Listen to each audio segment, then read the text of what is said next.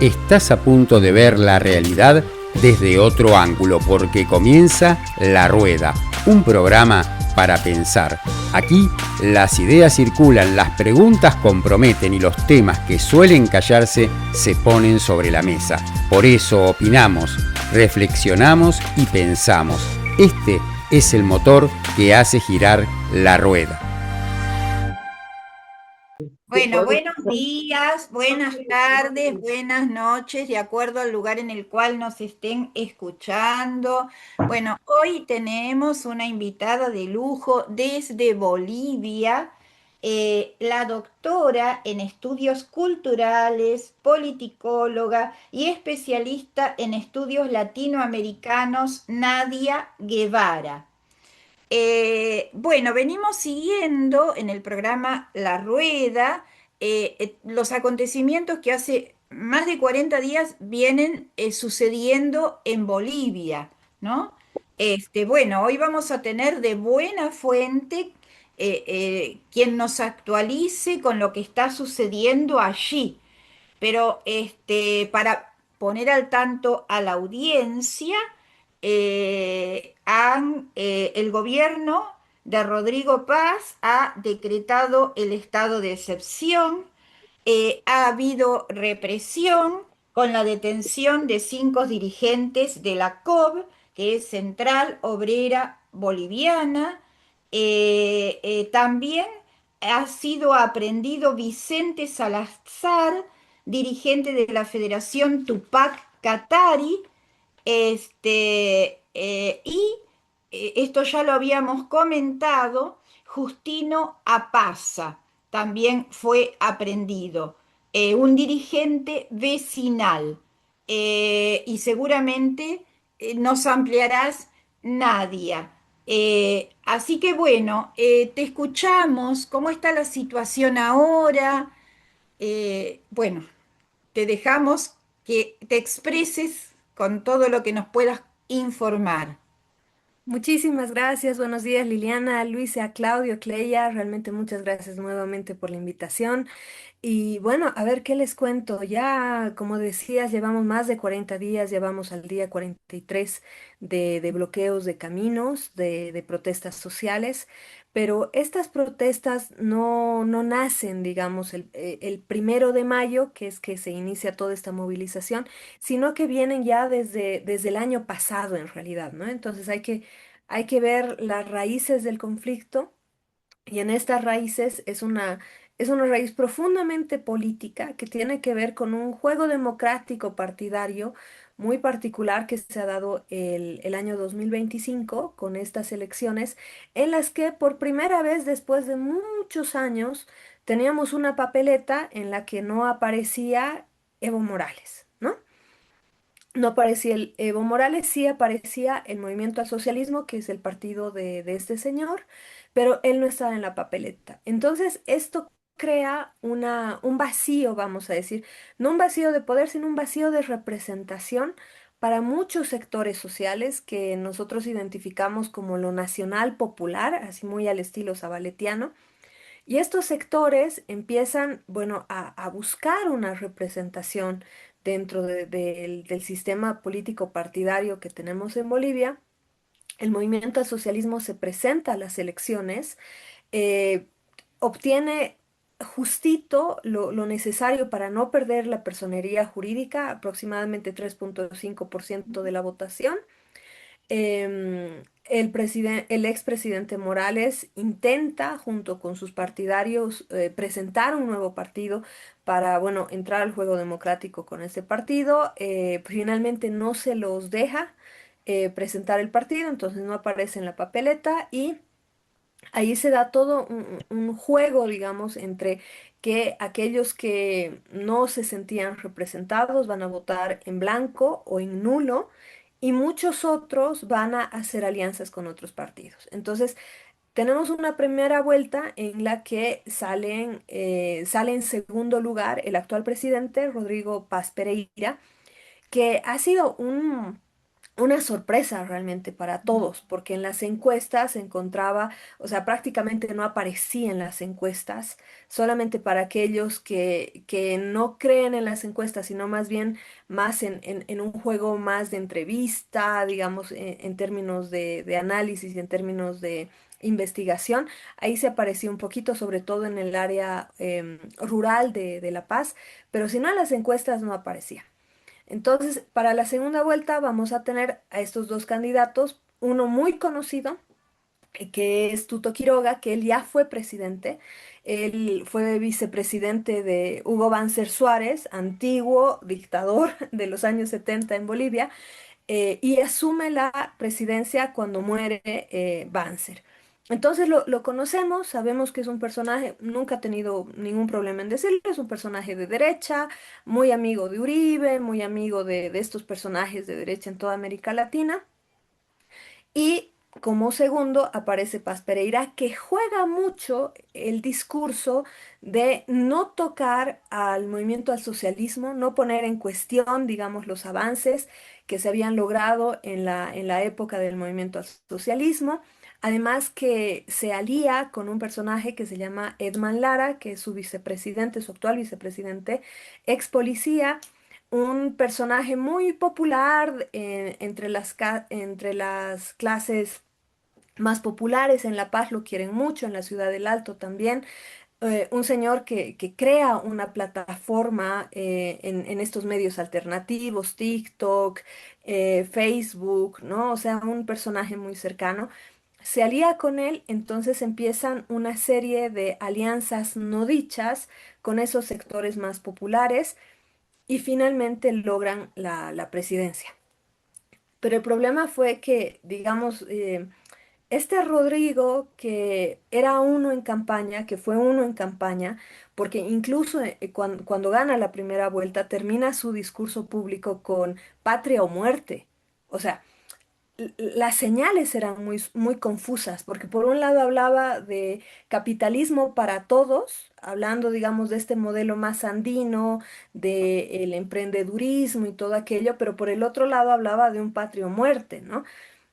Entonces, vamos a decirlo así, juega muy bien con esta ambigüedad de ser cercano a los movimientos sociales, de ser cercano a los antiguos votantes del movimiento al socialismo, pero por el otro lado viaja a los Estados Unidos y en los Estados Unidos ahí hay, bueno, cabe el reino en el reino de las posibilidades y en el reino de las elucubraciones, saber qué es lo que firma en los Estados Unidos, porque desde que vuelve a los Estados Unidos y llega a la presidencia es otro Rodrigo, definitivamente.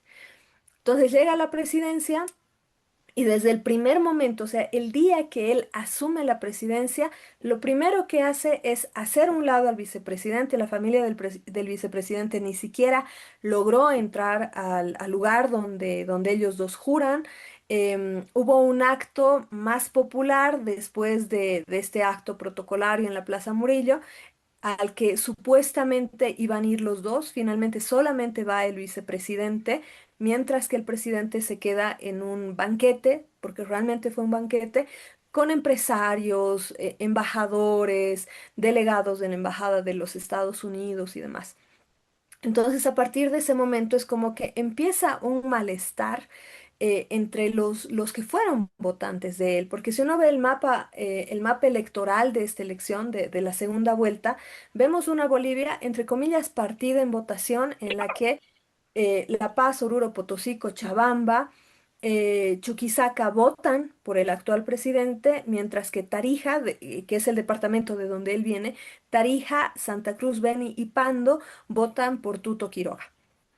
Entonces, después de apenas unas semanas, lo que él hace es sacar una serie de decretos. Esa fue una pésima señal para todos, yo creo, en Bolivia, porque muestra una voluntad de gobernar mediante decretos y no mediante leyes. Uno de los primeros decretos fue quitar el impuesto a las grandes fortunas.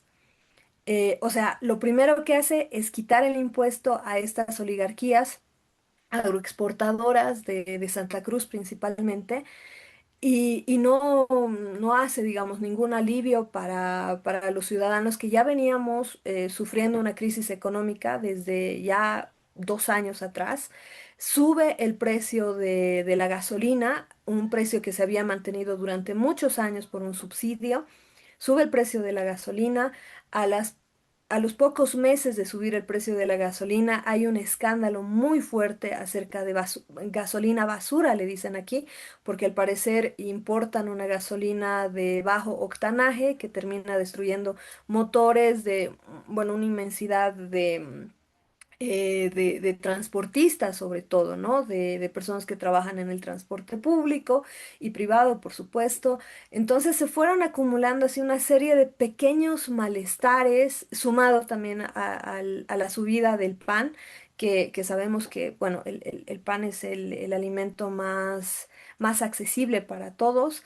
Y él no se mantenía en esto de que todas las medidas eran necesarias. En noviembre saca un decreto que fue el decreto 5503, que suscita los primeros roces realmente directos con la Central Obrera Boliviana y con otros movimientos sociales, porque este decreto lo que pretendía era una vía abreviada para la firma digamos, de contratos de exportación, especialmente litio. Entonces, en Bolivia uno no puede hacer eso. Hemos pasado por una guerra del Chaco, una revolución del 52. Él estaba dando las señales muy malas, estaba mostrando realmente en que quería destrozar esta noción que tenemos los bolivianos acerca de estos recursos naturales. Hubieron protestas, esto es algo que no se ha conocido mucho porque han sido unas protestas muy aisladas en el departamento de La Paz. Hemos pasado Navidad y Año Nuevo prácticamente con protestas también, hasta que finalmente el decreto 5503 lo sacan, ya no tiene vigor, pero a las pocas semanas sacan ya una ley, que es la ley 1720, que básicamente lo que pretendía era que las tierras de comunidad, las tierras individuales, que están protegidas por la Constitución, según la Constitución boliviana, estas tierras indígenas, individuales, o sea, las microparcelas, vamos a decirlo así, son inembargables, tienen, o sea, mientras las personas muestran que tienen un objetivo económico y social, no se pueden quitar estas tierras. Entonces, la ley 1720 lo que buscaba era que los dueños de estas propiedades puedan adquirir créditos, entre comillas, pero en el fondo era un mecanismo para que la agroindustria, digamos el monocultivo de soya y también estos sectores ganaderos, se hagan con las tierras de comunidad y con las tierras de pequeños campesinos que están sobre todo en el oriente. No fue un problema tanto en el occidente, sino en el oriente.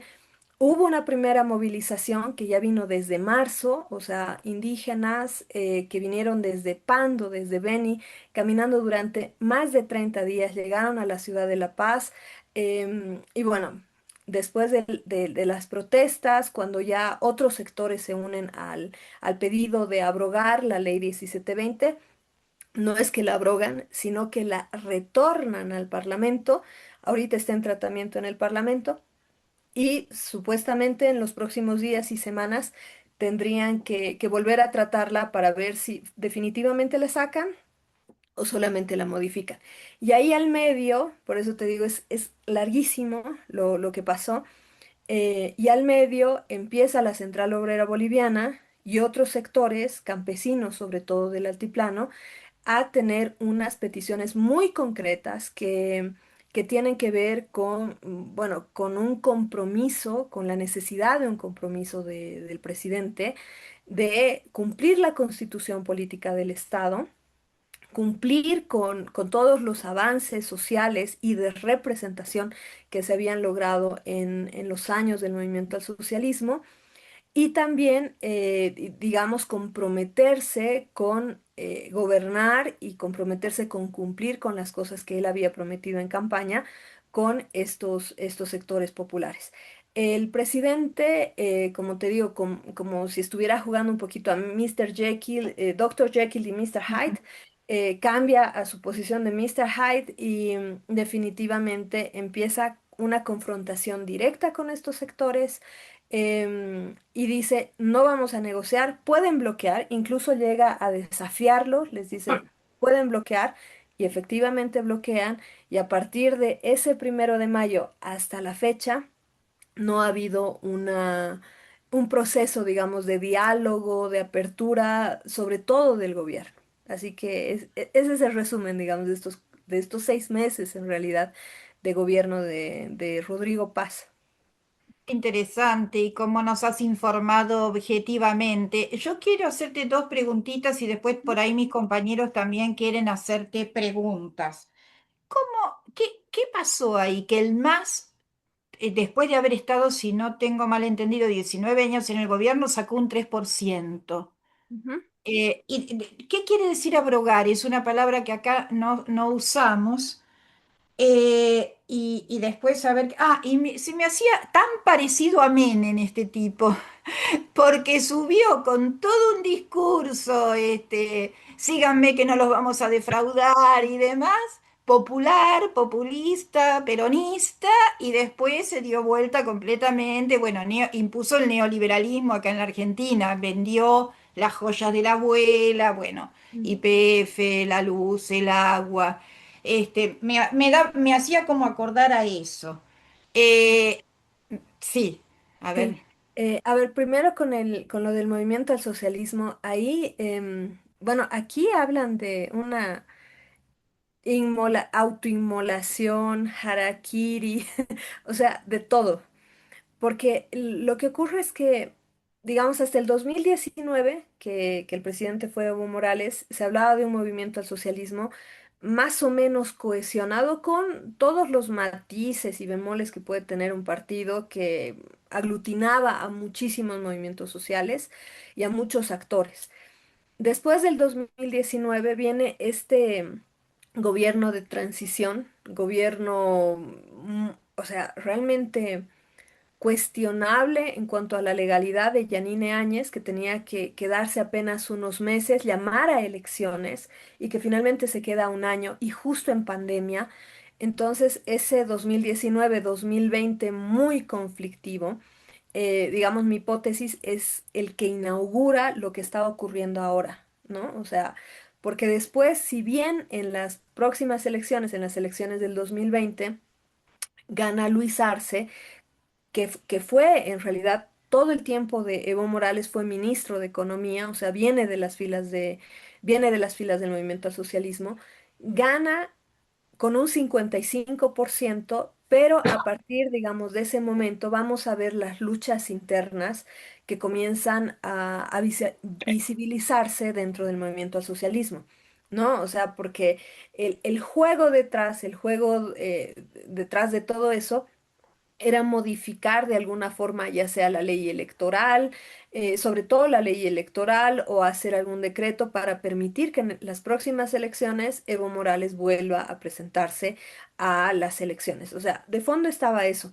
Esto no ocurre, va a haber una ruptura entre Luis Arce y Evo Morales, una ruptura que lleva a que los 5 años de presidencia de Luis Arce, que no ha sido la persona más brillante, hay que decirlo, o sea, su presidencia ha estado, digamos, caracterizada por la falta de toma de decisiones. Ya se venía una crisis económica arrastrada precisamente por la pandemia.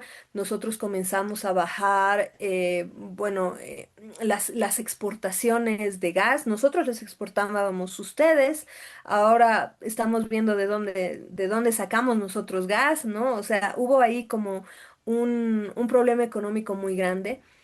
Y al medio esta pugna política entre estos dos personajes, Luis Arce y Evo Morales. Evo Morales, con todo lo que uno puede reconocer a todo lo que ha hecho, realmente empieza a actuar de una forma en la que intenta volver al poder y concentrar el poder, sobre todo del movimiento al socialismo, en él mismo. Entonces, cuando se presenta, digamos, ya la apertura para las elecciones, el movimiento al socialismo va a presentar un candidato, va a haber otro candidato por otro partido que viene de la fila, de las filas del movimiento al socialismo, que es Andrónico, ese es el nombre del candidato que fue a las elecciones, que en realidad todo apuntaba a que Evo Morales iba a prestarle su apoyo político a Andrónico Gutiérrez, que era como su heredero, o sea, era la lógica del heredero político de Evo Morales, ¿no? Una persona, un joven, bastante joven, que está recién en los 30, formado como politólogo, viene del Chapare, había sido representante por el Chapare en el Parlamento durante años, o sea, era lógicamente el heredero. Pero Evo Morales le quita el respaldo, le quita el apoyo y dice, él me ha traicionado. O sea, no me ha dicho nada, yo no lo respaldo. Es más, hace una campaña en contra de Andrónico y también hace una campaña en contra del candidato por el que va el movimiento al socialismo. Hace una campaña directa en contra de estos dos personajes y él mismo llama a votar nulo, ¿no? Llama a votar nulo como una forma de protesta y al medio vienen los votos blancos. Justamente esta mañana estaba volviendo a ver, digamos, los resultados de las elecciones y evidentemente votos nulos y votos blancos, si fueran un partido político, vamos a ponerlo así, hubieran logrado el segundo lugar. O sea, hay mucha gente que realmente ante esta falta de representación directamente anularon su voto y fue una forma de visibilizar, digamos, ¿no? Que no había un candidato de esta línea. Entonces, claro, como él mismo, Evo Morales, se desprende de estos candidatos, se desprende del movimiento al socialismo, es ahí donde uno puede explicar por qué el movimiento al socialismo como partido logra solamente 3,5% y el otro partido, que no me acuerdo en este momento el nombre con el que va Andrónico a las elecciones, definitivamente no logra, pero absolutamente nada, ¿no? Eso Dani, primero. otra pregunta, sí, perdón, Ujú. no sé si querías agregar algo No, más. no, no. A mí me llama la atención el poder de organización de las comunidades originarias, el poder de movilización que tienen, la formación política que tienen. Esto siempre fue así, se consiguió durante el gobierno de Evo Morales, esta tendencia a la autoorganización. Pero los otros días estábamos viendo en otro programa de la radio que en 1781 Tupac Katari y Bartolina Sisa también hicieron un bloqueo a la paz. O sea, ahí, por lo menos yo entendí de dónde viene esto de cortar las rutas, el sitio a la paz. No es un método nuevo. Es decir, es diferente de lo que sucede en la Argentina, por eso nos interesa tanto todo esto que vos nos contás, porque es otra composición la de la población, y bueno, y es diferente las formas de organización y las tradiciones de lucha que tienen, ¿no? Y el nivel político, la formación política y la posibilidad de organizarse, que nos explicaba Susana Bejarano en organizaciones sociales, esto de que hay del barrio, de las mujeres, de todo hay organizaciones sociales. Esto nos podrás contar un poquito para informarnos a la audiencia y a nosotros también. Claro que sí. Bueno, en realidad esta organización colectiva que nosotros estamos viendo ahorita, habría que preguntar también, ¿no? ¿Cómo una organización puede ser tan efectiva como para mantener 43 días de bloqueo de forma orgánica con todas las consecuencias económicas e incluso físicas y mantenerse unida, mantenerse en un solo bloque? Y eso tiene una raíz histórica que viene muchísimo antes porque el sitio, digamos, el cerco, nosotros decíamos cercar, ¿no?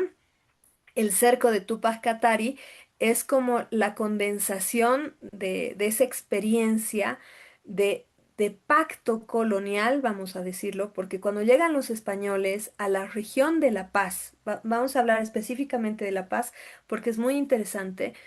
Llega en una región que por la altura, por el frío y por las características que tenía, no va a llamar a muchos españoles. Entonces, los pocos españoles que terminan viviendo en la ciudad de La Paz, que fundan la ciudad de La Paz, dependían de alianzas con los caciques que vivían ya en la ciudad de La Paz. Entonces, incluso la forma que tiene la ciudad, la historia de la ciudad muestra cómo en esta región hay una serie de mecanismo permanente de diálogo, vamos a poner así, de alianza. Siempre va a haber esto, ¿no? O sea, siempre va a haber en que sí existió una ciudad blanca, estaban los españoles y todo aquello, pero sabían hasta dónde llegar porque básicamente estaban eran tan pocos que no podían darse el lujo de llevar a cabo procesos como lo que ha ocurrido en la Argentina, por ejemplo, ¿no? En la Argentina o en Chile. En cambio, aquí dependían de esos indígenas y además, al haber sido La Paz una ciudad de paso hacia Potosí, vamos a ver que digamos, el capital que tenían estos señores era precisamente la cantidad de indígenas que estaban en La Paz y todo aquello. Y eso se va a mantener durante toda la colonia, ya con el cerco ahí se muestra, hay unas representaciones incluso pictóricas muy interesantes de esto, cómo la ciudad de La Paz, la ciudad blanca, vamos a ponerla así, queda al medio de un mundo indígena súper vasto, que si bien había sufrido la colonia, jamás pierde esta capacidad de organización, porque esta capacidad de organización viene del Ayllu, o sea, de la comunidad aymara llamada Ayllu. Es una comunidad que siempre va a estar organizada, tiene unos mecanismos del AINI, por ejemplo, de la reciprocidad, del diálogo, además del control de pisos ecológicos y todo eso, que le permite realmente el unirse en momentos en los que ve que, digamos, sus intereses o su forma de vida están amenazados. En el siglo XIX pasa una cosa bien interesante y es algo que discursivamente le está jugando, pero fatal al actual gobierno, y es que hubo un presidente, Melgarejo se llamaba, que trata de sacar una ley en la que básicamente la propiedad colectiva de estas comunidades podía ser vendida a las haciendas. Hay ahí otro ciclo también de resistencia indígena, sobre todo en el altiplano. Finalmente no se logra, y estamos hablando del siglo XIX en el que no, o sea, la noción de derechos humanos, legalidad y todo eso no existía. Incluso ahí logran doblegar al Estado y no se logra. Entonces, cuando Rodrigo Paz saca nuevamente esta ley 1720, mucha gente decía, no, es una nueva ley de exvinculación, es el nuevo Melgarejo. Mm, Y eso también despierta las alertas de estas comunidades que, como Liliana muy bien decía, tienen una lógica de organización que viene pero de siglos atrás. No es algo que el movimiento del socialismo hubiera creado para nada. Más bien el movimiento del socialismo digamos, tiene muy buen ojo, vamos a ponerlo así, como para entrar a esa lógica y capitalizar la lógica de organización. Y ahora mm, sabemos, porque, bueno, después de 43 días se está viendo de forma muy práctica cómo estas comunidades financian financian los bloqueos, financian las movilizaciones de una forma colectiva. Ese también fue un error terrible, terrible que cometió el presidente Paz, porque dijo, estas movilizaciones están siendo financiadas por el narcotráfico. mm, Para nada. Eso es ignorar una lógica organizativa, comunal, cultural y querer pretender, además querer pretender que estas personas que se han organizado durante meses para llegar a la movilización, porque no es algo que se hace 2 días antes, tiene que haber una lógica de meses de acumular alimentos, acumular recursos, ver quiénes van a hacerlo y todo aquello, ha mm, sido el pensar que estas personas son fichas de ajedrez sin una lógica, sin la capacidad de raciocinio, sin la capacidad agencial, vamos a decirlo así, o sea, de ser agentes de su propio destino y que no, que se los compra. Entonces, ese también ha sido un error fatal, porque ignora justamente, como te digo, esta historia larguísima de organización, pero no solo de organización, sino esta lógica de victoria frente a un Estado colonial, ante un Estado republicano, Incluso dentro de la Revolución Nacional, incluso estas comunidades han logrado hacerle frente a la dictadura. Por eso es que la dictadura de Banzer justamente tenía el pacto militar campesino, porque ve que no iba a poder contra las comunidades. No iban a poder. Entonces, el presidente actual ignora toda esa larguísima historia, no solo de movilización, sino de victoria de la movilización. Pretende hacerlo ver como que son fichas de ajedrez, que si el narcotráfico les paga, ellos siguen. Y eso también va a hacer que sea cada vez menos probable el diálogo, como él dice, ¿no? Eso, Liliana. Nadia, la verdad que te agradecemos muchísimo. Siempre nos avergonzamos de lo poco que se sabe en Argentina, de otros países de América Latina, porque bueno, está toda la información trabada por los medios hegemónicos. Pero esto del narcotráfico es el discurso de la extrema derecha. Es decir, lo usan en todos lados, dicen siempre lo mismo. Yo quería preguntarte, después le voy a ceder las preguntas a mis compañeros, el tema del racismo. El racismo, porque me llamó la atención, nos llegan por Instagram muchos videos filmados por la propia gente. Y entonces una señora de una comunidad originaria dice, estos españoles, yo digo, pero es como si estuviéramos en 1500 más o menos, ¿viste? Yo no, ya calculo que no son españoles, son blancos, pero ¿cómo es esto del tema del racismo, no? ¿Cómo juega? Yo creo que en este momento, y me voy a enganchar una pregunta que me decía, bueno, no pregunta, sino una comparación que hacías entre Rodrigo Paz y Menem. Yo creo que a muchos bolivianos, y me incluyo, estamos sintiendo esa sensación de déjà vu de los noventas, porque en los años 90 en Bolivia eran de una democracia pactada entre grupos de poder, entre partidos políticos que eran parientes entre ellos, y sobre todo una falta, digamos, de incorporación, sobre todo del componente indígena dentro de la política, ¿no? Eso lo estamos viviendo ahorita, como te digo, como déjà vu, incluso con muchos actores, con mucha gente que fue ministro o fueron actores políticos ya en los 90, y eso también ha hecho que se avive nuevamente el tema del racismo y la discriminación. Porque todos estos sectores, digamos, que no les agradaba vivir bajo el Estado plurinacional, tener de ministros a personas que tenían vestimenta indígena y todo ello, es como que ahora están teniendo la oportunidad de mostrar este descontento de años y no están encontrando un freno, ¿no? Entonces los discursos de racismo y discriminación se han avivado, no solamente, digamos, en lugares como el Oriente, que nunca se lograron eliminar, Santa Cruz, sobre todo Santa Cruz, digamos, que tienen estos discursos de que el Colla, o sea, nosotros los que venimos del altiplano, ¿no? De que el Colla y no sé qué, sino sobre todo en la ciudad de La Paz, se ha avivado muchísimo, hay videos muy dolorosos de gente que dice estos indios, que se vayan estos indios, o ellos son los que no dejan, y al medio muchos pseudoanalistas, ¿no? Que quieren hacer una cartografía en la que muestran de forma agarrada de los pelos que en los lugares donde se bloquea es en los lugares donde menos educación existe y cosas por el estilo. Entonces están avivando estos viejos demonios del racismo. Y por el otro lado, y me parece súper interesante este término de los españoles, porque se avivó esto durante años, digamos, del movimiento al socialismo, no se hablaba tanto, pero da la casualidad de que el actual presidente nació en España, en Santiago de Compostela. Ah, por eso. Exacto.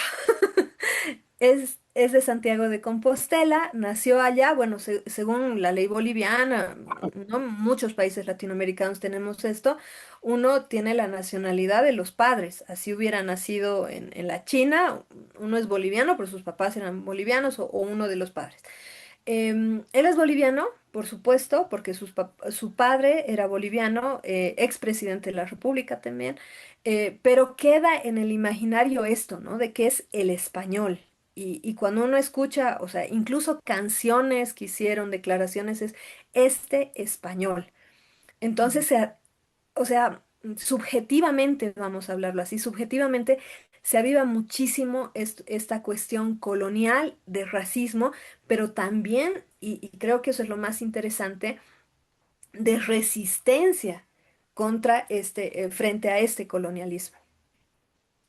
La verdad que mira, es un lujo, yo no sé cómo agradecerte. Tengo muchas más preguntas, pero me van a matar mis compañeros del equipo, así que no sé si Claudio, Marta, Clelia o Luisa quieren preguntar. Por supuesto que sí. Sí. Claudio. Gracias. Sí, por supuesto. Y yo creo que si hago preguntas, si hacemos preguntas a los demás del panel, muchas serán muy parecidas a las que vos pensabas hacer, Lili. Hay una cuestión con estos gobiernos que son votados en varios lugares. Por ejemplo, en Chile pasó también, va a pasar o es posible que pase en Perú, que la mayoría de la gente está votando, la mitad de la población a Keiko Fujimori. También es posible que pase en Colombia, porque igual que acá, el gobierno peronista tuvo una política contra los trabajadores, contra los jubilados. Entonces, una de las preguntas que hago es esta.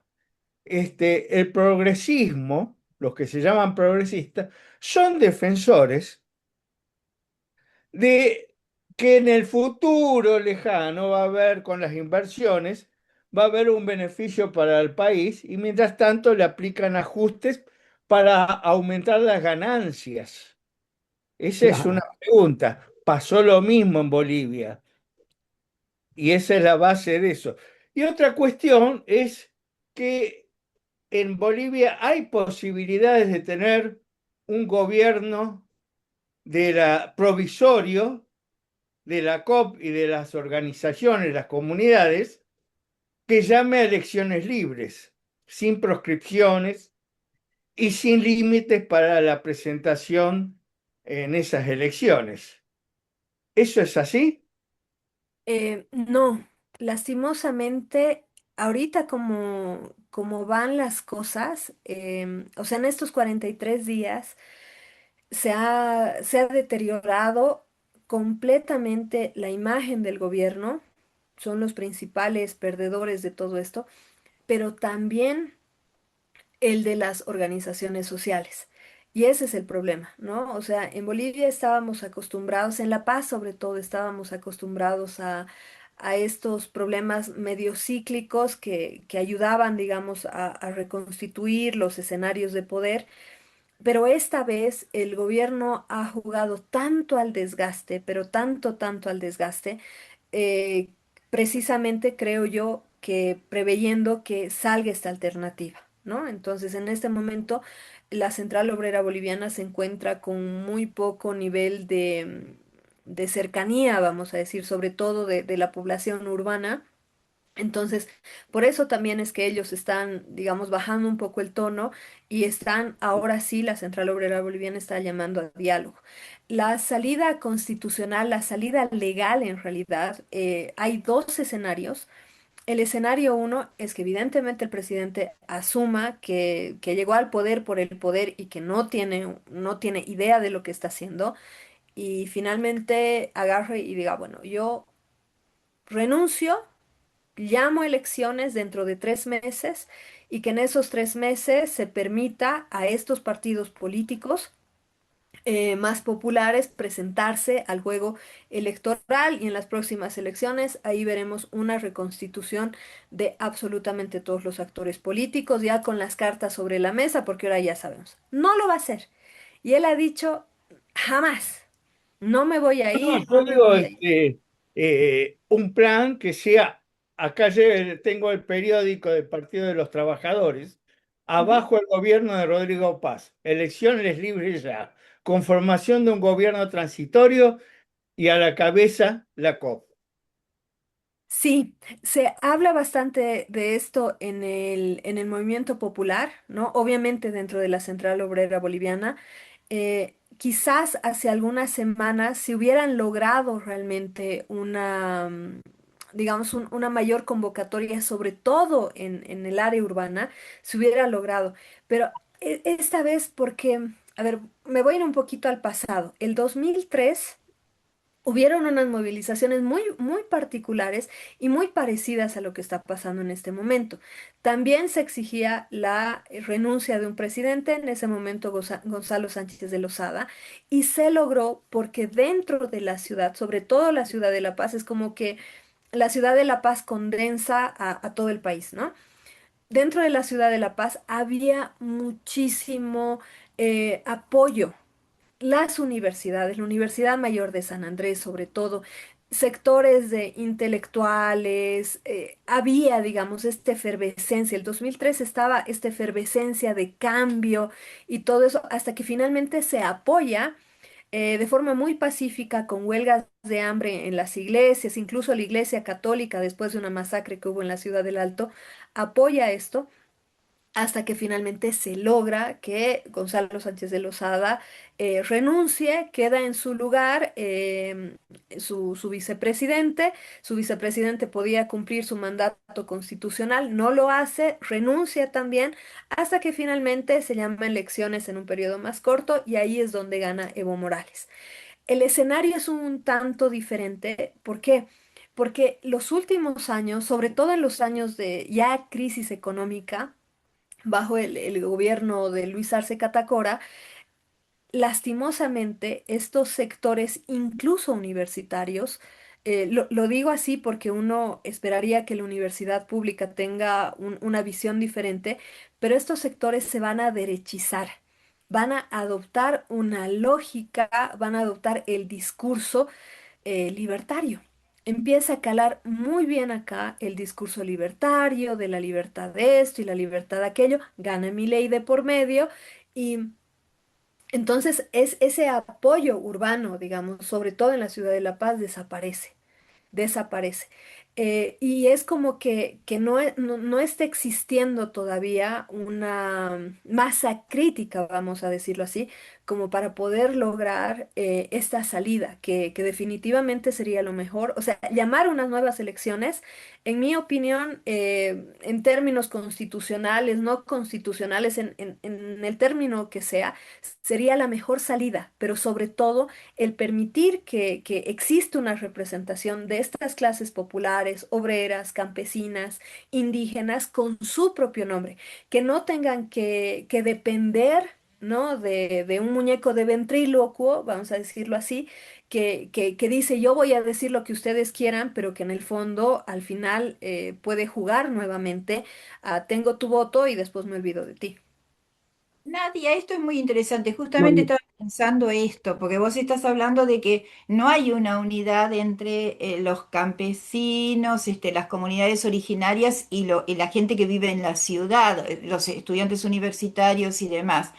En este sentido, Rodrigo Paz llama al estado de excepción, reprime, pone a los dirigentes presos, pero aparte llama a grupos paramilitares como para apoyar, no sé si estoy equivocada, vos me dirás, porque estás describiendo perfectamente la situación, lo que observás. Para abrir esta brecha, ¿no hay como un movimiento para abrir esta brecha entre digamos, la gente de la ciudad y la gente del campo, las comunidades originarias? Justamente, No lo sé, pregunto. no, no, sí, sí, es que la estrategia del gobierno ha sido esa. O sea, también por eso están, yo digo, es un juego muy perverso a lo que está jugando el actual gobierno, porque como te decía, nosotros esperábamos esto del otro candidato, de Tuto Quiroga, que es abiertamente de derecha, ¿no? De él sí. O sea, uno incluso decía, no, llega él y al día siguiente saca militares, ¿no? Por eso es que mucha gente que digamos, no pertenece a una tendencia política establecida, vota por Rodrigo Paz, porque parecía la opción más de centro, ¿no? La bisagra, digamos, ¿no? Porque estamos en un momento de transición, eso es evidente, pero parecía una bisagra pacífica, sobre todo, a lo que podría venir después.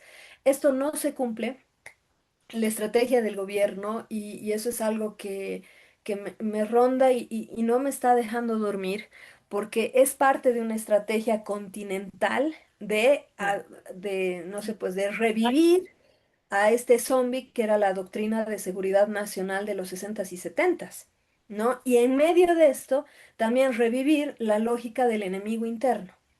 Ay, Entonces, el gobierno primero juega con términos como vándalo, salvaje, no sé qué. Eso no cala bien porque es muy racista.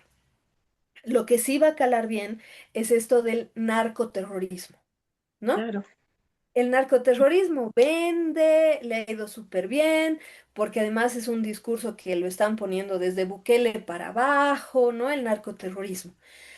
Y ahí es donde ya empieza, la terminología comienza a cambiar y él mismo se da cuenta de que contra las comunidades indígenas no va a poder, no pudo nadie, contra ellos no, pero sí voy a poder contra estos sectores que son más de clase media, voy a poder contra estos sectores que son más mestizos y les pongo un nombre, narcoterrorismo, cocalero y del Chapare, ¿no?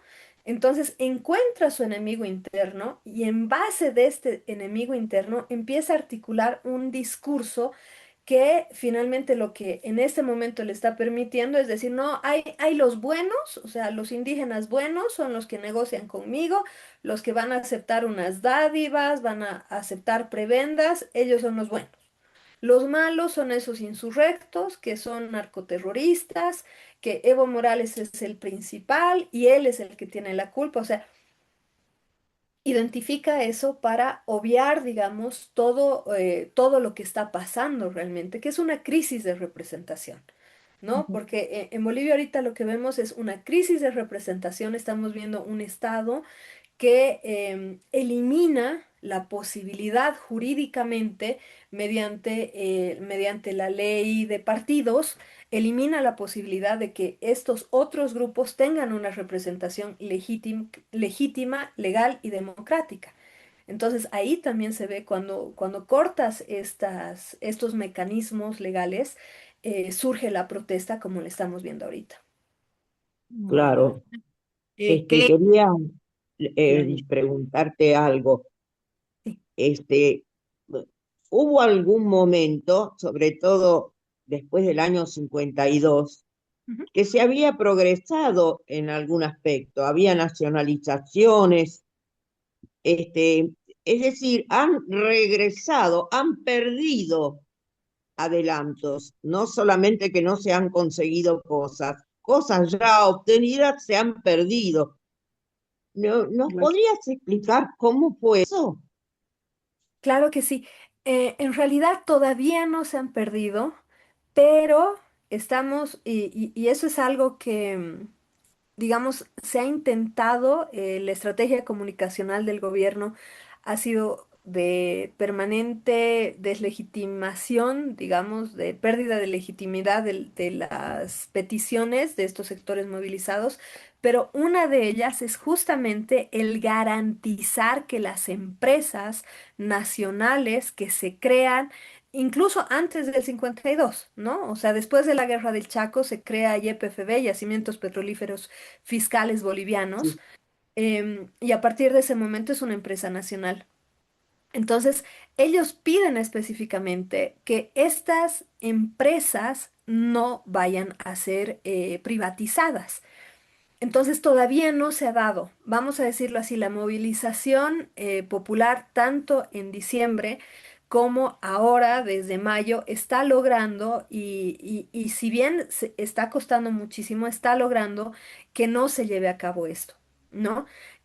Como muy bien lo decías, en 1952 las cosas que se logran va a ser, bueno, el voto universal, obviamente, que parece hasta ilógico traerlo a estas alturas del partido, pero hay sectores así ultra conservadores, ya llegando al borde del fascismo, que están pidiendo que nuevamente haya un voto calificado, y cosas por el estilo. Entonces, está bueno también el nombrar al voto universal. Estamos hablando también de una nacionalización de las minas en ese momento, y todo aquello. Entonces, todas estas cosas que tenían que ver con una lógica estatal de manejo de los recursos naturales todavía no se ha perdido. Digo todavía porque al medio de todo esto, al medio del desorden que por supuesto se crea en medio de todas estas, de todas estas protestas, el presidente, y digo específicamente él porque parece que es solo un personaje. Ni siquiera aparecen sus ministros, ¿no? Está absolutamente solo. Él dijo, no, vamos a tener esto y se tiene que hacer aquello. Y sobre todo algo que está haciendo mucho ruido es hay que desaparecer el estado tranca. Él habla del estado tranca, pero resulta que ese estado tranca es yacimiento, resulta que el estado tranca es, digamos, una luz, un agua y un gas muy barato, porque precisamente pertenece al Estado.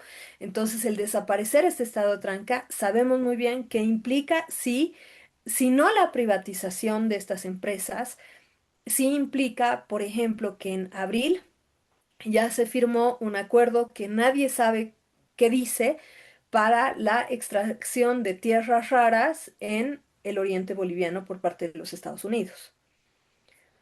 Así que ese es el problema, o sea, no es irracional, vamos a decirlo así, la movilización, no, por mucho que la estrategia comunicacional del gobierno diga que no sé, que somos paranoicos, que mentira, porque eso es lo que dice, yo no sé qué dicen, yo voy a cumplir la constitución y aquí no pasa nada, mentira, los acuerdos ya están.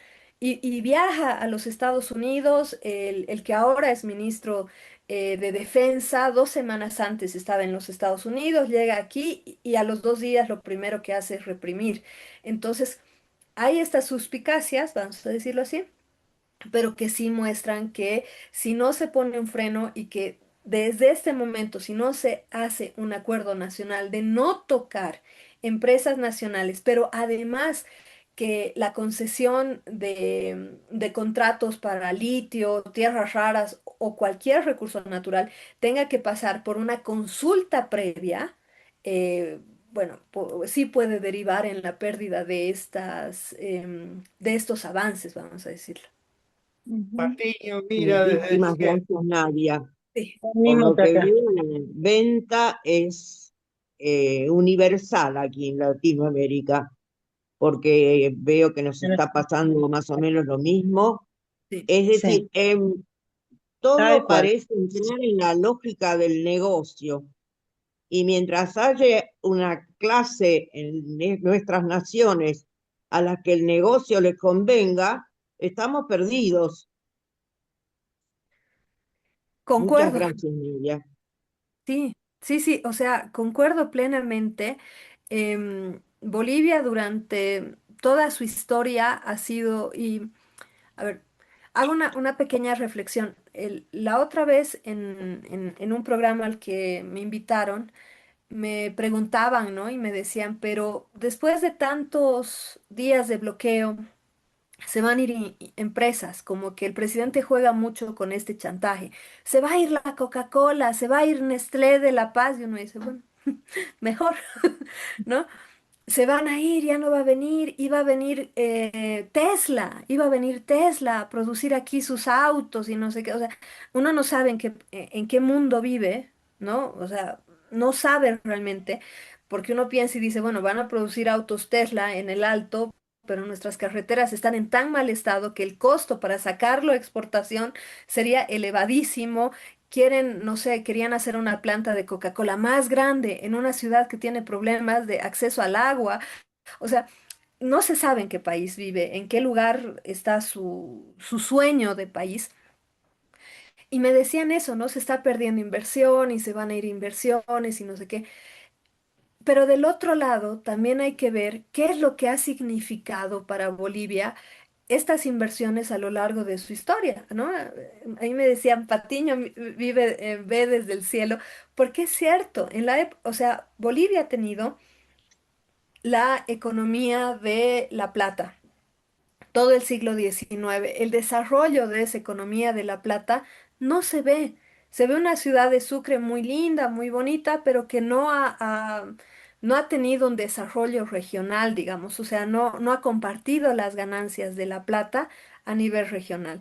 Después viene una economía del estaño, en la que sí crece la ciudad de La Paz, evidentemente, la ciudad de La Paz crece con esto, pero tampoco va a haber un desarrollo que se expanda a toda la región, vela solamente la ciudad de La Paz. Después vienen una serie de acuerdos de estos gobiernos hasta el 52, que eran dictaduras también, ¿no? Que podían mandar a los hijos a estudiar a Francia, a la Sorbona, basados en una exportación de minerales y todo esto, pero no ve un desarrollo. Entonces, claro, al boliviano urbano que sueña con que venga una inversión extranjera para trabajar ahí, todo eso, le puede causar ruido. Pero estas capas populares, sobre todo del altiplano, para las que plata, estaño, probablemente litio, lo único que van a significar es más saqueo y no un desarrollo real. No creo que les interese mucho, digamos, el hecho de que Bolivia exporte más o menos, porque realmente las lógicas del saqueo ha sido que todos los recursos naturales han derivado en el engorde de estas clases altas, pero no en una distribución de la riqueza, en ningún momento. Marta, o Luisa, no sé si Yo le quiero agradecer porque ya me voy. Realmente la explicación es excelente. Lamento ver que en toda Latinoamérica estamos padeciendo lo mismo, que se infiltran y lo que logran hacer es dividir para poder triunfar. Lo bueno que tiene Bolivia es que tiene identidad. Es uno de los pocos países que tiene identidad. Eso está buenísimo, pero están tratando de destruirla. Me da mucha tristeza, pero tu exposición es excelente. Me tengo que Muchísimas ir. gracias.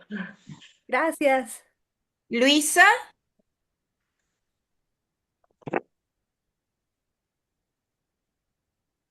no sé si nos escucha Luisa. Ahí está, colocando una Disculpen, convocatoria para estaba entrar. muteada, no me daba cuenta, disculpen, Sí. disculpen. Gracias, Sí. gracias, la verdad, muchísima claridad en las explicaciones. Lamentablemente la situación es crítica, grave, pero bueno. Aquí estamos compartiendo, ¿eh? Algo que nos ofreció Claudio Maraviglia. Contanos, Claudio. ¿Querés Sí, leerlo, Claudio? sí, sí. Y yo tengo una pregunta, porque pensando siempre en la cabeza la salida, ¿la COB tiene prestigio? ¿Tiene el mismo prestigio que en el 52?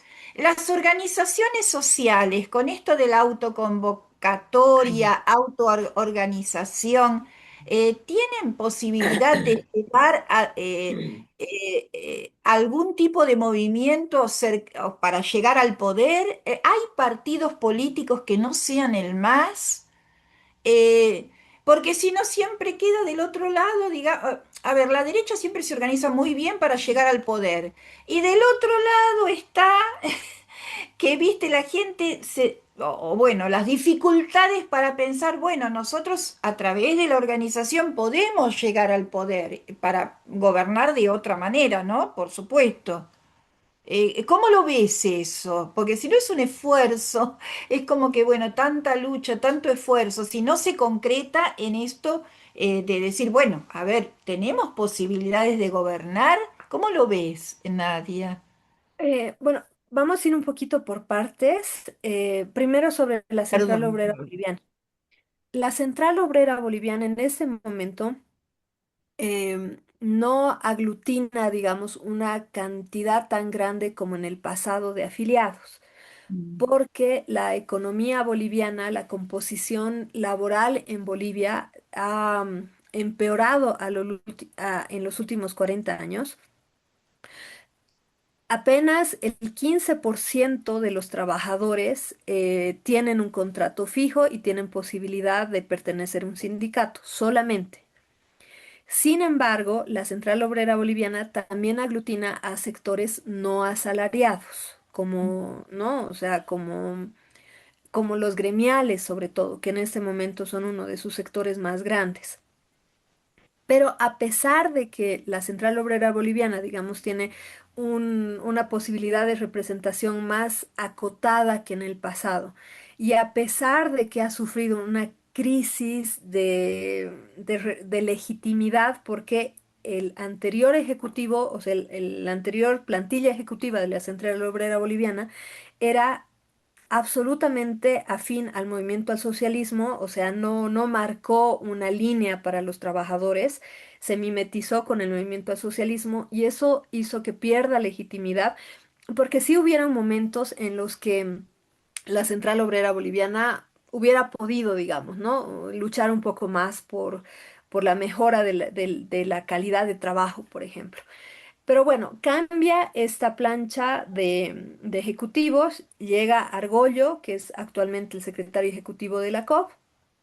Esto va a cambiar, vuelven a tomar una posición de esa central obrera boliviana histórica, que es más contestataria, que es más cercana a los sectores sociales, pero evidentemente ya no logra, digamos, esa convocatoria. Sin embargo, lo que sí hace la central obrera boliviana en este conflicto específicamente es jugar muy bien con, con las alianzas que tiene con el otro lado, digamos, ¿no?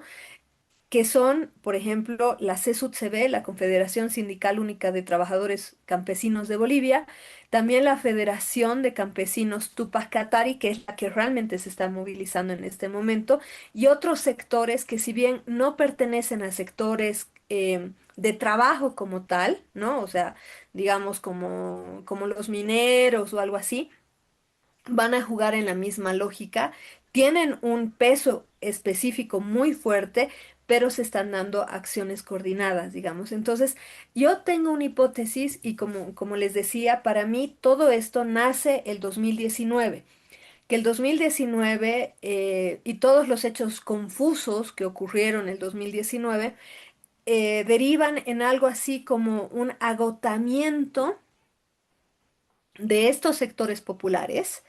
eh, Básicamente es como que reciben un golpe tan fuerte que quedan desmayados durante algunos años porque el movimiento al socialismo deja de representarlos, ven a un Evo Morales que sí, o sea, como digo, por mucho que uno reconozca lo que hizo, también desde término muy individual, muy personal, no tuvo esta visión de crear un nuevo liderazgo para que el proyecto más popular tenga una continuidad. Entonces, en este momento y en las elecciones del año pasado, no hay esa representación. Y aunque gane el gobierno, vamos a ponerlo así, porque es posible que el desgaste sea tanto que finalmente esto se vaya diluyendo. Lo que sí están ganando, y eso es algo que creo que ni el gobierno ni estos sectores más derechizados están viendo, se está logrando una rearticulación del movimiento popular, del movimiento campesino, del movimiento indígena, por supuesto, con la Central Obrera Boliviana, pero ya buscando una forma de articulación diferente a la que se había tenido los últimos 20 años. Probablemente, y eso es algo que por supuesto nosotros no lo podemos ver porque no estamos metidos directamente en las movilizaciones, con la creación de nuevos liderazgos, con la creación de nuevas alianzas dentro de ellos. Pero ahí el problema es que, digamos, esta representación política de esto que están haciendo en los bloqueos, en todas estas movilizaciones, no va a tener un eco directo con lo que es la política en realidad. Y ahí es donde estamos, ¿no? O sea, ¿cuál es la salida en este momento?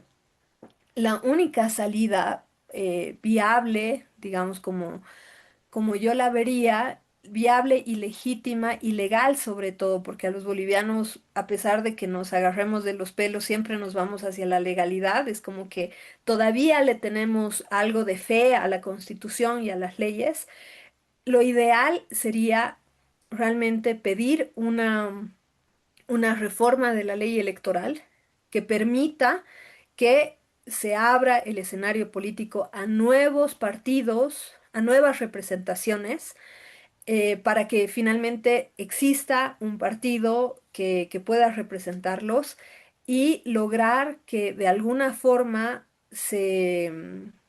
digamos, se represente estas capas populares dentro del juego político legal, vamos a ponerlo. Ujú. Bueno, gracias, Nadia. ¿Sabés qué? Me parece interesante y nos quedó pendiente del programa anterior escuchar, son 10 minutitos. Luisa, ¿podemos pasar la segunda parte de la Sí, sí, entrevista sí, a Lili. Adriana Guzmán?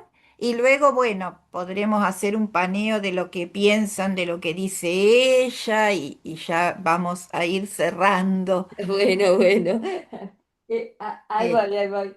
Ay, Dentro de lo que es este cadenazo de medios libres que se ahí retransmite por vamos. medios alternativos. Nosotros lo estamos Sí. haciendo de manera diferida. Ajá, ahí vamos con. A ver, Ahí por 10 vamos. minutos aproximadamente, ¿no? 10, 15 minutitos. Sí, sí, más o menos.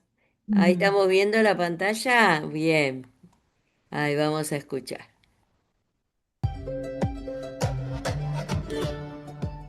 Eh, Me quedo con esta última frase, bueno, las derechas no apoyan a proyectos fracasados y en este caso Rodrigo Paz, a pesar de tener como ministro de Defensa actualmente a Ernesto Justiniano y a pesar de que se hayan abrogado la ley 1341, son pequeñas victorias, grandes victorias diría. En relación nos vamos a qué pasa, ¿no? Porque lo que nombrabas recién, Adriana, es bueno, se esperan las otras renuncias también de otros ministerios, de otros personajes, funcionarios y funcionarias de ministerios, como el de Igualdad de Oportunidades, que supuestamente lo comanda una feminista. Interesante también eso para tenerlo en cuenta. En un contexto donde logremos el pueblo boliviano movilizado, tanto dentro de Bolivia como lo que se está haciendo también, por ejemplo, en Buenos Aires. Mañana va a ser la segunda movilización de la comunidad boliviana desde el obelisco hasta la embajada de Bolivia, acá en Capital Federal, en Buenos Aires, Argentina. ¿Qué posibilidades de otra forma política se está gestando o podríamos reflexionar junto con vos luego de Rodrigo Paz, ¿no? Si se logra su renuncia efectivamente? Primero, desde aquí, desde este cadenazo radial, convocar a todas estas autoridades que han sido puestas en este gobierno, en estas lógicas supuestas de inclusión, el señor Max Portugal, que es viceministro de Descolonización, Jessica Echeverría, viceministra de Igualdad de Oportunidades, la directora de Género, que viene también del feminismo, la exigencia a que renuncien y que no sigan siendo parte de un gobierno asesino, la exigencia a que dejen de reproducir estas políticas de polarización social y de estigmatización de los sectores sociales, de los bloqueos y de las marchas, ¿no? ¿Qué viene después de la renuncia de Rodrigo Paz? Yo vuelvo a la descolonización. Es importante entender que el triunfo no está en la renuncia de Rodrigo Paz. El triunfo es que hayamos llegado hasta aquí. El triunfo es que en estos 6 meses hayamos sido capaces de reorganizarnos como movimientos sociales, que hayamos estado más de 40 días en las calles, que seamos capaces de entender que no queremos préstamos del FMI, que no vamos a entregar la tierra, que no vamos a entregar la comida que tenemos, que no queremos más extractivismo, que no queremos que esté el país en manos de los terratenientes, Marinkovic y otros de la oligarquía racista, ¿no? El haber logrado rearticular esas discusiones que vienen de un Estado plurinacional, pero ancestralmente de 500 años, pero que habían sido fragmentados en los últimos años. Ese me parece el triunfo. El triunfo es haber sido capaces de decir contundentemente que renuncie, no hay otra demanda, ¿no? Entonces, más allá de si renuncia o no renuncia, es un gobierno debilitado, ilegítimo, ¿no? Incapaz de sostenerse por él mismo, y eso lo hemos logrado las organizaciones sociales en las calles. Y en las calles hemos logrado pensar esta otra forma de vida que tiene que ver con la tierra, la comunidad, qué va a pasar con las guaguas, con nuestros hijos, con nuestros nietos, con los hijos de nuestras hermanas. Es tener a las hermanas, abuelas en las calles diciendo que no quieren que nos gobiernen, los que no tienen que ver con nuestro territorio, los extranjeros, el propio Rodrigo Paz, que es español, ¿no? Esta claridad política, este debate político que va más allá de Rodrigo Paz, es el después, es lo que hemos logrado, es el gran triunfo, es la gran discusión, ¿no? Entonces, más que pensar qué pasa después, hay que pensar que si Rodrigo Paz continúa, va a seguir saqueando el país, ¿no? Lo que ha logrado hacer en 6 meses, en un año, acaba con el país, ya ha acabado con la Constitución, acaba con lo poco que tenemos, que es la mínima autonomía para conservar nuestra tierra y nuestra alimentación, ¿no? Entonces, creo que haber llegado ahí es lo fundamental, y eso nos pone en una otra discusión, que es la autonomía y el autogobierno, ¿no? Por muchos años se discutió la autonomía, el autogobierno y la autodeterminación de los pueblos dentro del Estado y dentro de un gobierno y con un presidente. Y hoy estar en la calle diciendo que renuncie Rodrigo Paz, que renuncie Lara, y si el próximo no hace nada, también que se vaya y también lo vamos a sacar, y al próximo también, no es una locura, no es una intransigencia, justamente es una desobediencia a un Estado que no nos sirve, a una democracia que no nos sirve, y eso es autogobierno, eso es autodeterminación, porque nosotros estamos resolviendo la comida, nuestra propia organización, nuestro propio discurso, nuestras propias demandas en las calles. No estamos esperando que llegue alguien para otorgarnos derechos o para hacer que se cumplan nuestros derechos, ¿no? Entonces, eso está en discusión, eso es lo que viene después, la posibilidad de autoorganizarnos y de vivir, pues, lejos de estos estados patriarcales, coloniales, racistas, capitalistas. En este proceso de autonomía y autogobierno, y que se está gestando un nuevo tejido social, ¿no? Más allá de Rodrigo Paz, sino más bien de otros gobiernos que intenten también sostenerse con políticas neoliberales, pero además de quitar lo que dice la Constitución, ¿no? El entramado también de organizaciones desde los feminismos comunitarios, anticoloniales, desde las comunidades disidentes también. ¿Cómo ves esta articulación? Si también se está fortaleciendo a diferencia de otros años, o si, bueno, ¿no? ¿Cómo también podemos analizar desde ese lugar? Yo creo que hay aprendizajes desde el 2019, ¿no? Donde se ha negado el golpe, por ejemplo, o el golpe al pueblo, y hemos tenido un feminismo colonial, racista, ¿no?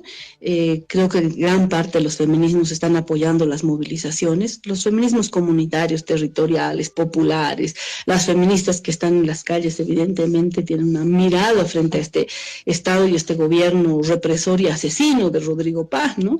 Entonces esto fortalece sobre todo una otra mirada no colonial de los feminismos, pero sobre todo nuestra articulación con los otros movimientos sociales, los pueblos originarios, la Federación Tupac Katari, la Federación y la Confederación Bartolina Sisa, ¿no? Una discusión incluso sobre el ser mujer, ¿de qué mujer estamos hablando en Bolivia, no?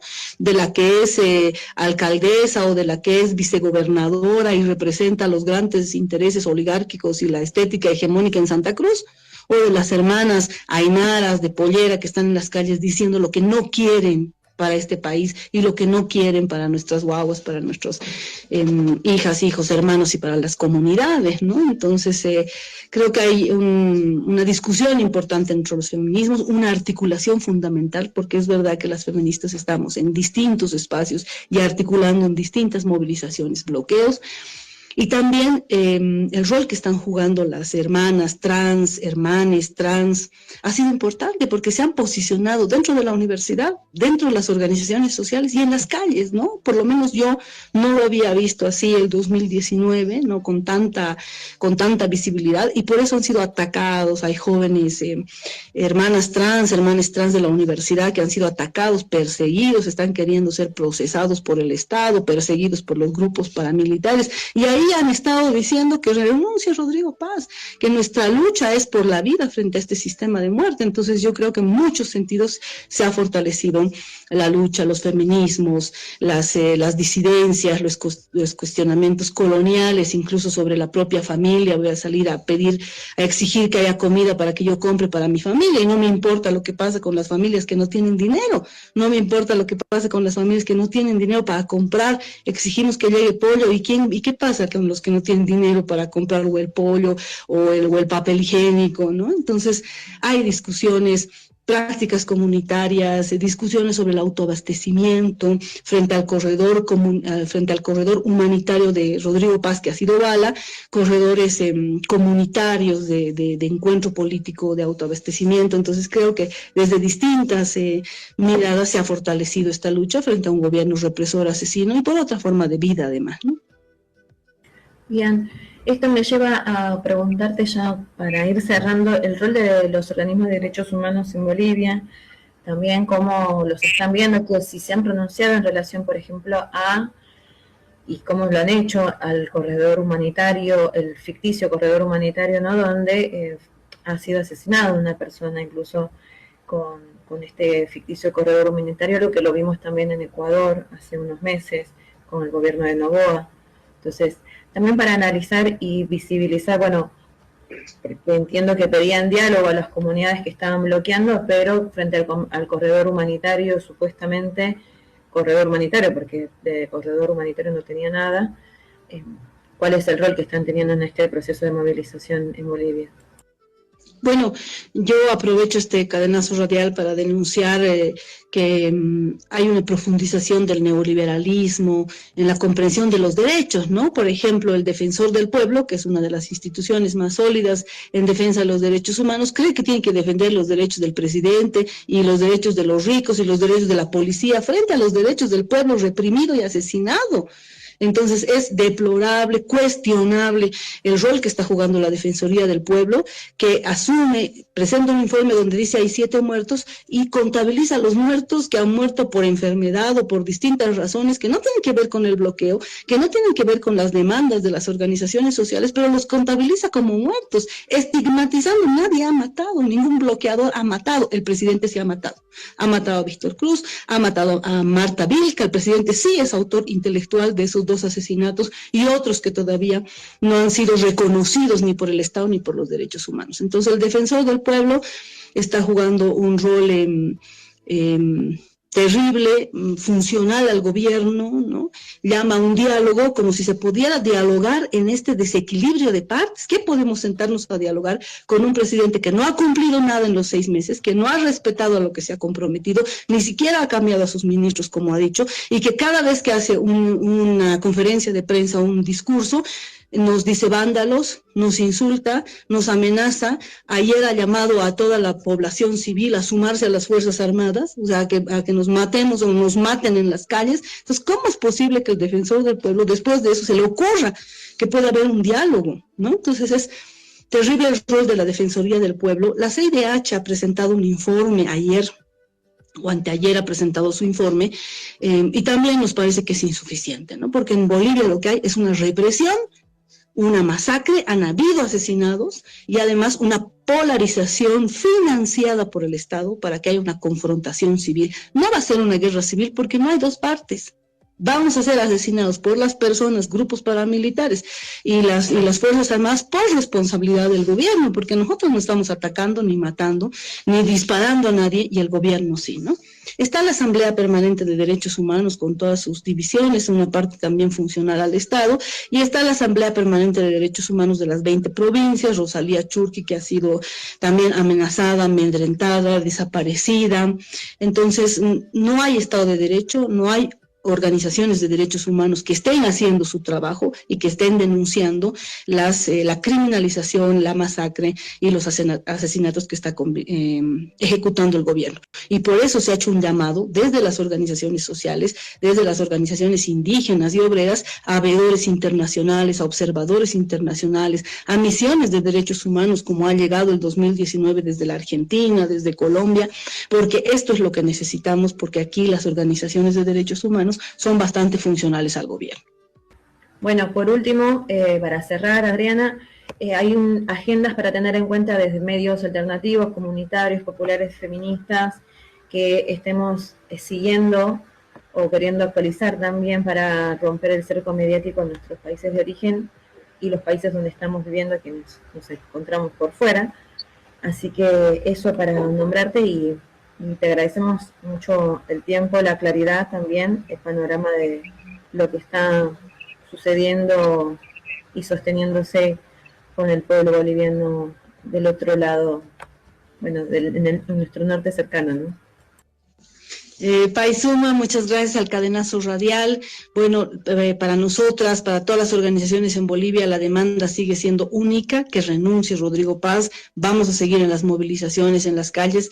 Es muy importante el abrazo, el acuerpamiento, las movilizaciones que se están haciendo en otros países para fortalecer la lucha en Bolivia, pero también para iniciar una lucha que sea en toda Via Yala, porque no tenemos por qué soportar a estos gobiernos fascistas que están empobreciendo a nuestros pueblos. Es una cuestión de dignidad poder rebelarnos, poder organizarnos y manifestarnos frente a estos gobiernos. Eso, hermanas, muchas gracias. Excelente, excelente Bueno, informe. Nadia, no sé si nos estás escuchando. Aquí estoy, Eh, estaba sí, viendo el video. no, nos queda todo el tema este del feminismo, cómo enlaza con todo esto de movimiento. Y bueno, no sé qué opinás de lo que comentó Adriana Guzmán. Sí, bueno, Adriana es conocida más bien aquí, ¿no? En todo este tema, ha estado súper activa, está súper activa. Y en cuanto al feminismo, mira, te lo voy a poner así. Em, lo poco que se pudo avanzar en términos de derechos de las mujeres en los últimos años, que ojo, ahí hay que decirlo nomás, hay una deuda en cuanto a esto, porque si bien era un gobierno progresista lo que teníamos antes, en términos de derechos de las mujeres, en términos de em, digamos, en avances sustantivos, no legales, sino sustantivos, no se avanzó mucho, ¿no? Bolivia es uno de los países que tiene un índice bastante alto de feminicidios. Yo sé que en números no suena tanto, pero somos poquitos. Entonces se calcula que cada 3 días muere una mujer por razones de género. Es altísimo. Entonces, en ese sentido, si bien no se había avanzado mucho, se había avanzado. El actual gobierno en esto ha quitado absolutamente el tema. Es como que no existe temas de género para nada, incluso dentro de su gabinete, en todas las carteras del Estado, hay una ausencia absoluta de presencia de las mujeres. Eso es algo que se había denunciado, o sea, desde el primer momento había solamente dos ministras que básicamente estaban calladas. Ahora hay una sola ministra dentro del gabinete presidencial.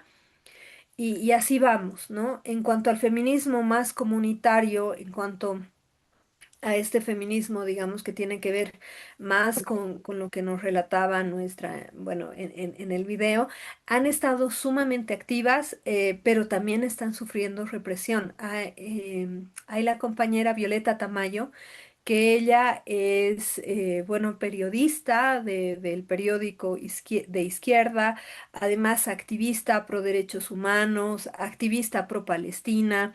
Bueno, he estado cubriendo la noticia de la movilización hace algunos días y directamente le han disparado.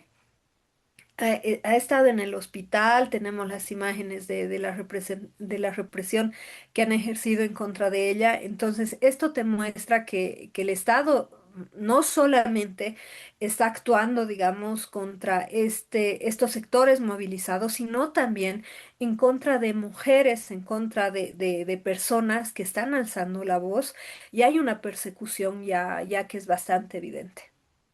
Ujú. Bueno, gracias, Nadia. No sé si Claudio, ya vamos a ir cerrando las últimas opiniones bueno, o preguntas. No sé si Claudio querés leer la convocatoria que apareció en el Zoom, pero si en la radio no se puede leer, hay que escucharla. Bueno, se lee Central Obrera Boliviana, Resolución Suprema número 70.174 LP, 15 de marzo de 1956.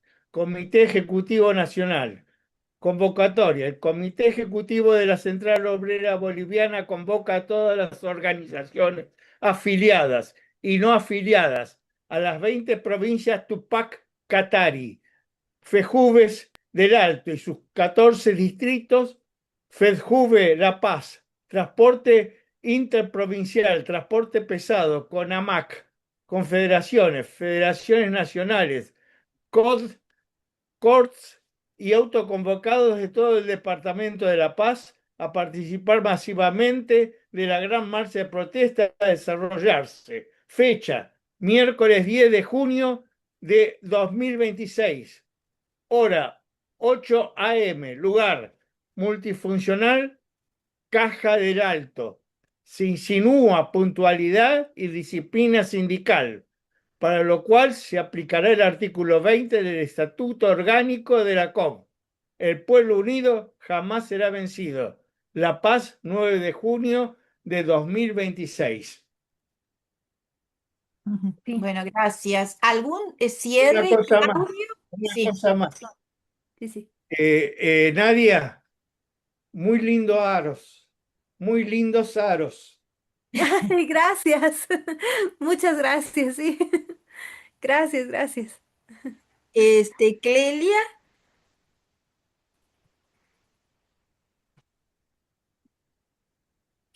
Ah, no tenía el micrófono. Ante todo, darle las gracias a Nadia Clelia, cerrá por... la imagen porque si no, no te escuchamos bien. Tenés razón, me olvidé. Ahora, a ver, espera, despacito. Sí, sí, me olvidé de las dos cosas, de abrir el micrófono y de cerrar la imagen. Así que perdonen. Nadia, te quiero dar las gracias por tu exposición tan clara y realmente excelente. Esperemos, hagamos votos por por el éxito de toda esta movilización y para que el, la mayoría de la población de Bolivia, que ha sido permanentemente olvidada, ha sido el convidado de piedra en todas las decisiones, dándole una ojeada a la historia boliviana, desde la colonia hasta acá, ha sido muy poco tomada en cuenta. Bueno, que se acabe esto y que realmente puedan acceder a, a los pedidos que están haciendo y a decidir por sí mismas. Realmente lo deseo. Mucha suerte. Luisa, Simplemente gracias Lili, gracias Nadia Guevara y mucho que aprender del pueblo boliviano, ¿no? Sí. Cuánto para aprender, imitar ¿m? Al pueblo boliviano que sigue ahí en pie, luchando con una energía y una convicción que tal vez algunos pueblos deberíamos imitar. Gracias, ¿eh? Nadia, ¿querés agregar algo más que no te hayamos preguntado?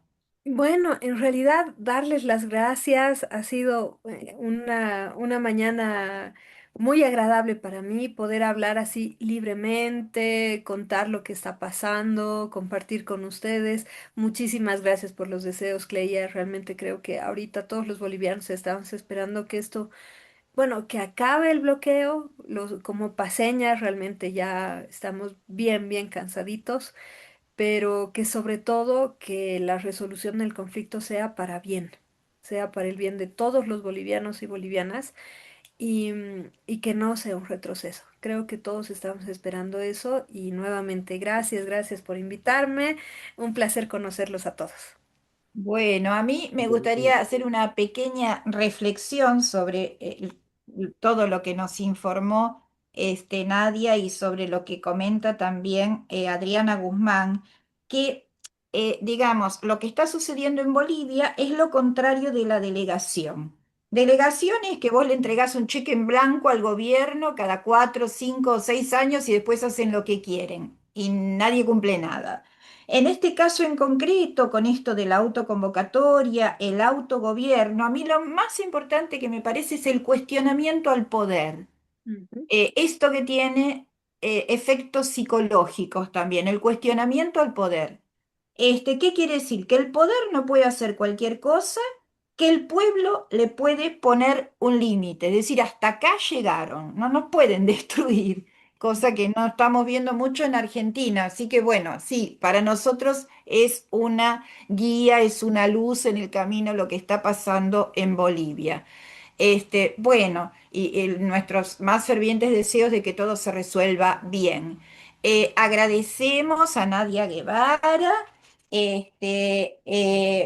doctora en estudios culturales, politicóloga y especialista en estudios latinoamericanos, a los integrantes del equipo, a la Radio Conciencia 3.3 por cedernos el espacio. El programa se escucha por la radio domingo 18 horas, jueves 8 horas y la grabación queda en Instagram, la rueda guión medio W4C, y agradecemos la suscripción, que es solo apretar el dedito nada más para poder difundir los temas de actualidad nacionales y latinoamericanos en este caso. Bueno.